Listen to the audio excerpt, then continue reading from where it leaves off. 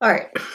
So today I want to talk about validation, invalidation, and even dehumanizing when it comes to the teaching profession.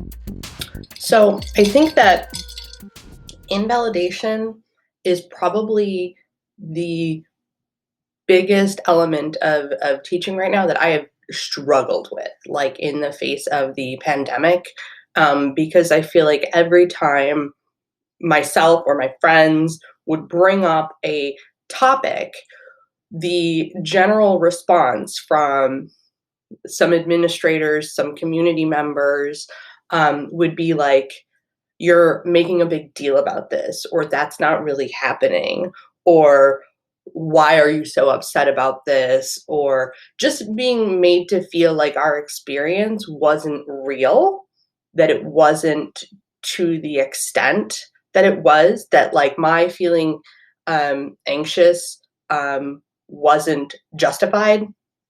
And honestly, I feel like even if you didn't agree with me,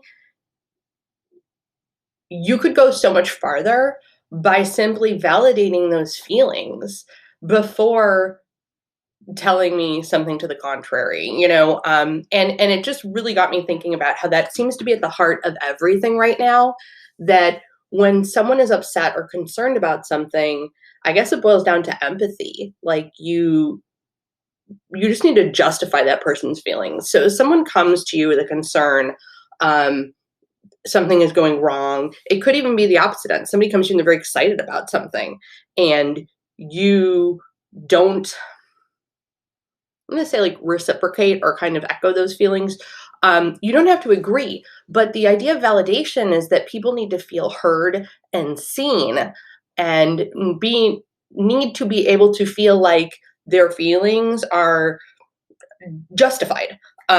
So if I say that, I'm really upset or I'm really concerned about something, come back to me and say, yeah, that would be really frustrating, or yeah, I can see where you're coming from, or sorry, my washing machine's on, so you probably hear it here. Um, yeah, that's really frustrating. Yeah, I'd be upset too. Oh, definitely in your position, I can see your viewpoint.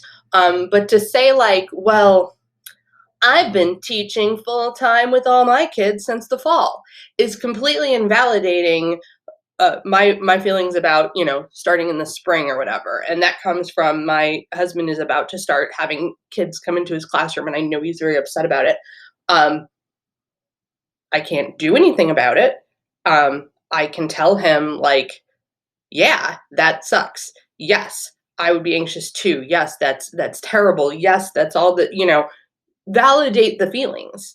Don't say like, well, other people have it worse. Well, I've been doing it since October.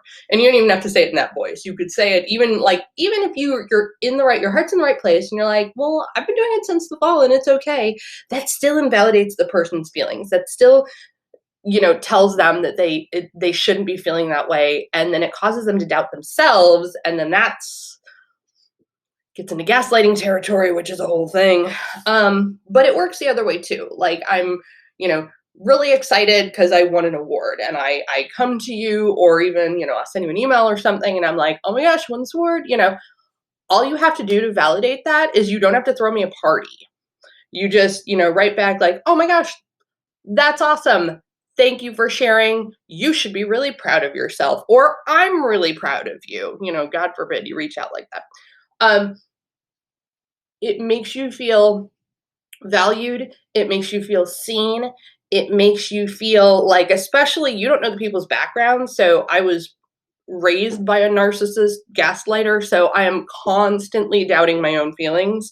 So validation to me, I I know in my experience, I can't speak for other people. I'm not a therapist, but for me, validation is huge.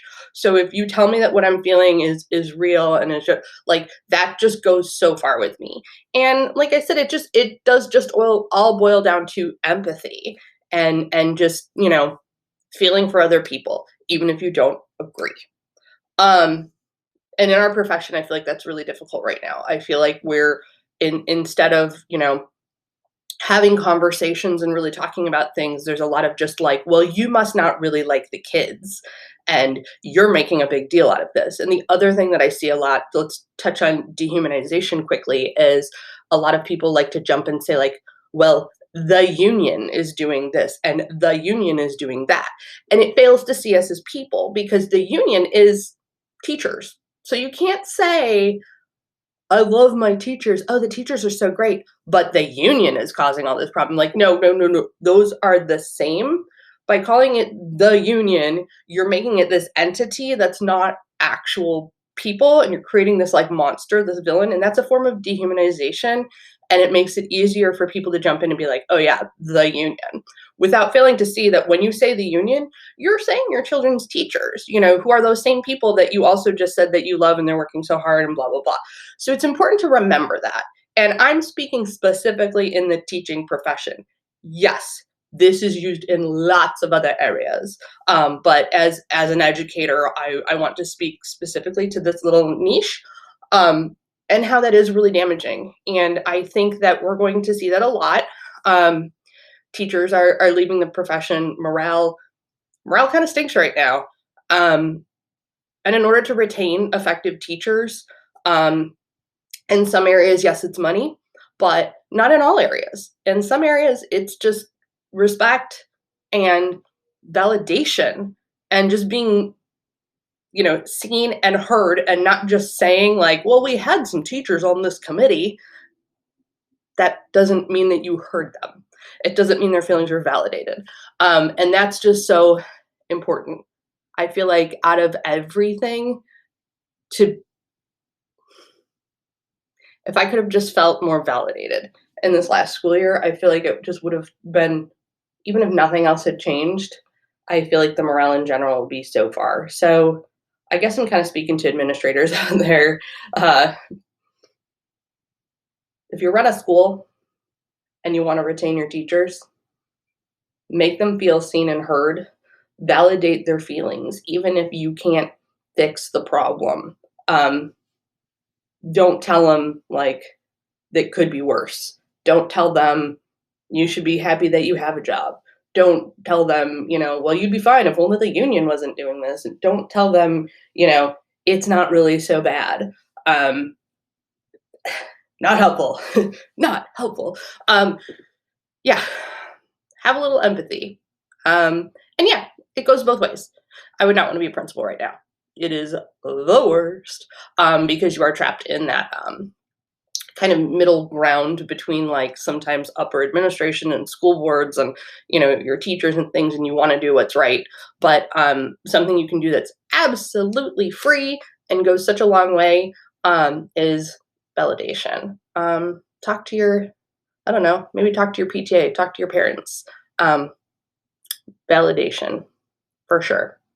There are places where we can all grow in that area, and could go a long way towards retaining our teachers that hopefully we really do love. And yeah, think about it.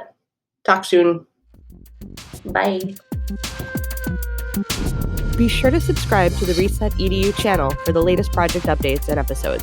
If you're interested in a reset for your own classroom, be sure to fill out the form at bit.ly/ResetEDU. Thank you for watching.